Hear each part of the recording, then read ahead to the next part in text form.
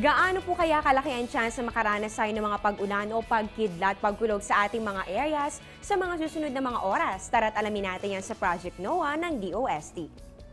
Ito po ang Project NOAA website kung saan nakikita po natin ang mapa ng Pilipinas at dito naman po katabi po nito ang color scale kung saan nakikita naman natin yung katumbas na percentage ng chance of rain ng mga kulay na nandito po sa ating mapa. So unahin po natin dito sa bahagi ng Luzon, dito po sa may Marinduque, pati na rin po dito sa may Mindoro, maliit lang po ang chance of rain dyan sa susunod na 4 na oras.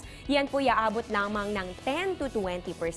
Samantalang ang titirang bahagi naman po ng Luzon, meron po yung 20 to 40% at dito naman po pinakamalaki naman po ang chance of rain na mararanasan dito po yan sa portion of Bicol region. Yan po iaabot ng 50 to 70%. Kaya para sa ating mga kababayan dito sa Kabikulan, magdala po kayo ng payong kung kayo po ay lalabas ng inyong mga bahay mamaya.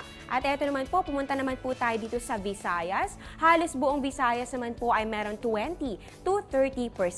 At pumunta naman tayo dito sa Mindanao area. Kung mapapansin po ninyo, no, kumpara po sa Luzon at pati na rin po dito sa Visayas, talagang naglalaro lamang po sa blue to dark blue. Ito pong ating kulay dito sa Mindanao. So ibig sabihin po nito, mas maliit po yung chance of rain dyan. Dito po sa buong Mindanao, naglalaro lang po yan ng 10 to 20% chance of rain. Para po kayo mismo ay makita ang mga detaling ito, puntahan lang po ang aming website sa www.panahon.tv at nandito rin po ang link para mapuntahan din ninyo itong Project NOAA ng DOST. Ngayon naman, alamin po natin agwat ng temperatura sa selected Asian cities. Diyan po sa Taipei, Taiwan, mataas na po ang 26 to 31 degrees Celsius at dito naman po sa may Seoul, South Korea, meron pong 23 to 30 degrees Celsius. Sa Bangkok, Thailand naman po, mataas na po ang 26 to 32 degrees Celsius at katulad din po yan ng sa Hanoi, Vietnam. At dito naman po sa may Jakarta, Indonesia, meron pong 23 to 32 degrees Celsius. Dito naman po sa Brunei, meron pong 25 to 33 degrees Celsius. At dyan naman po sa may Phnom Penh, Cambodia, meron pong 24 to 31 degrees Celsius. Ngayon, dumako naman po tayo sa global weather. Ayon po ito sa WMO o World Meteorological Organization. Unahin po natin sa USA and Canada. Diyan po sa Washington, D.C., mataas na po ang 19 to 29 degrees Celsius. At diyan naman po sa Ottawa, Ontario, mababa na po ang 10 to 25 degrees Celsius.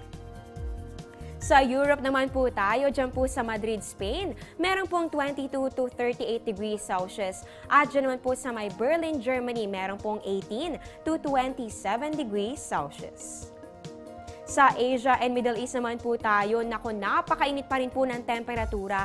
Dyan po yan sa may Kuwait City, Kuwait, na meron pong 37 to 46 degrees Celsius. At dito naman po sa may New Delhi, India, meron pong 26 to 32 degrees Celsius.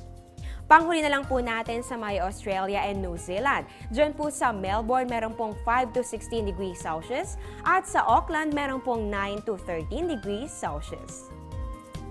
Umaraw man umulan, napapanahon ang dagdag kaalaman, kaya ito naman po ang karagdagang impormasyon para mas maintindihan natin ang daloy ng panahon.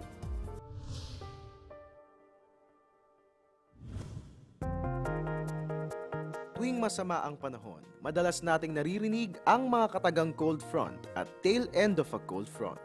Tinatawag na cold front ang transition zone kung saan tinutulak ng malamig na hangin ang mainit na hangin pataas. Gumagalaw ito mula northwest papuntang southeast. Kapag ang cold front ay dumaan, maaaring bumaba ang temperatura ng apektadong lugar hanggang sa 15 degrees Celsius sa loob ng isang oras. Dala-dala nito ang malalaking cumulonimbus clouds na kaakibat ng mga thunderstorms at rain showers.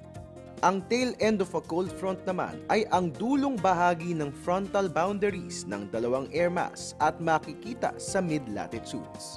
Dala-dala rin nito ang pag-ulan at ang maulap na kalangitan.